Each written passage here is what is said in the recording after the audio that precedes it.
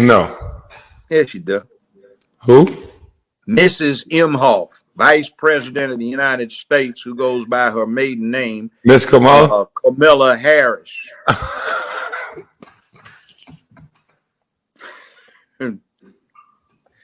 She's got 2 Jewish children she adopted. She married a Jewish husband who's got a interesting. I'm scared to talk about Kamala Harris. I'm gonna let you have that one. No, she's a witch, and she is a corrupt witch. She's been corrupt her whole life, and she fucked her way to the top. Oh, Lord. They used to detail this witch in the LA Times with her sexual escapades. She fucked damn near everybody trying to get up. She used to be a frat hoe when she was at Howard. And she ain't black. You know, I ain't got to do with this, Miss Harris. No, I mean, well, don't. But she's I don't know. I'm just listening. Well, here's the thing. I actually met her father in Jamaica. I was the guest, sat at the Governor General's table, and he was a professor.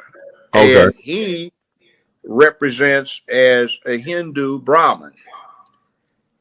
He admittedly has some Irish in him. All right.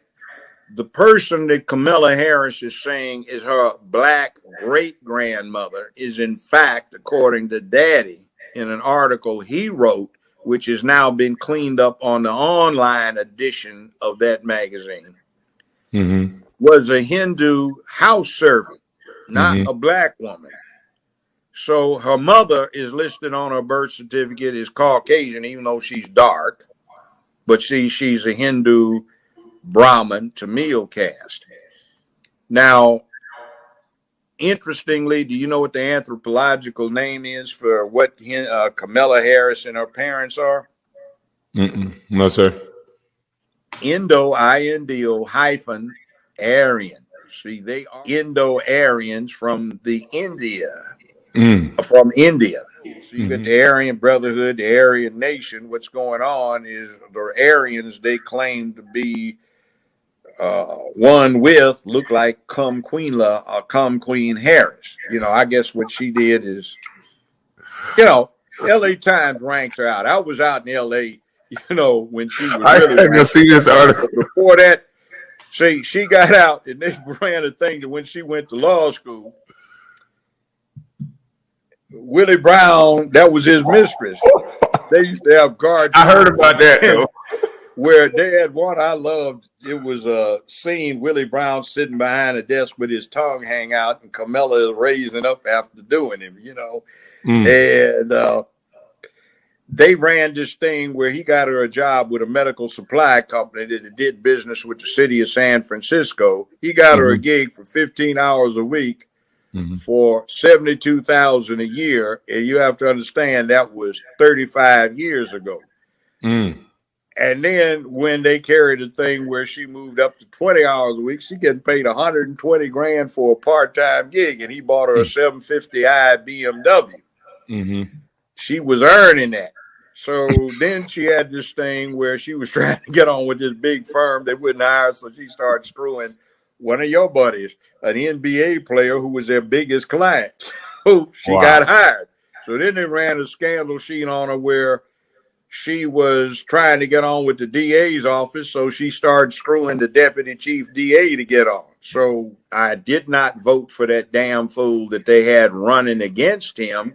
That racist dog, what I heard the first time in 1972 when I was doing an intern thing at a DC think tank, when he was out there with James O. Eastland, John B. Stennis, Faubus came in from Arkansas. That's the fool who said they'd never integrate the Little Rock High School.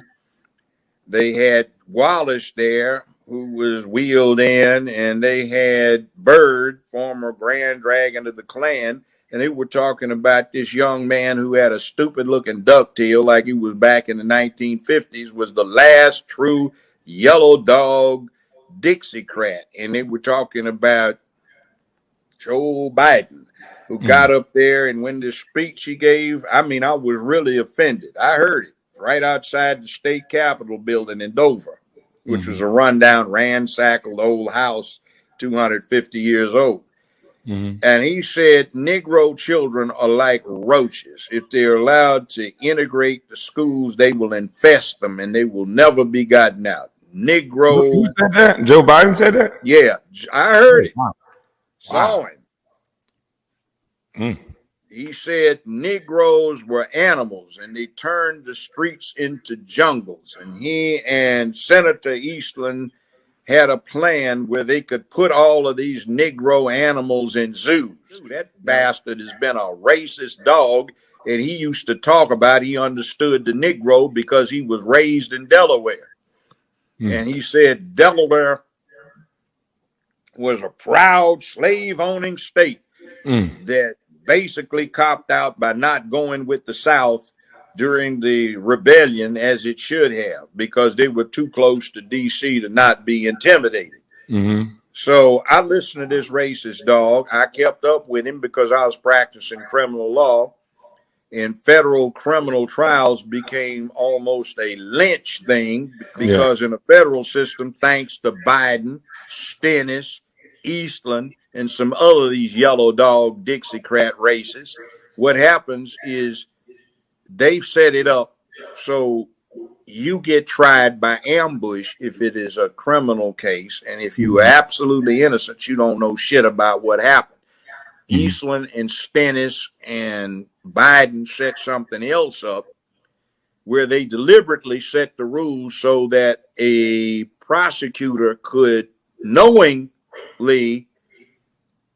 not knowing, but know that he had no case that could get an conviction, but deliberately go after you for the purpose of bankrupting you so your ability to operate is destroyed. Now, that's one of the bad things that bastard did.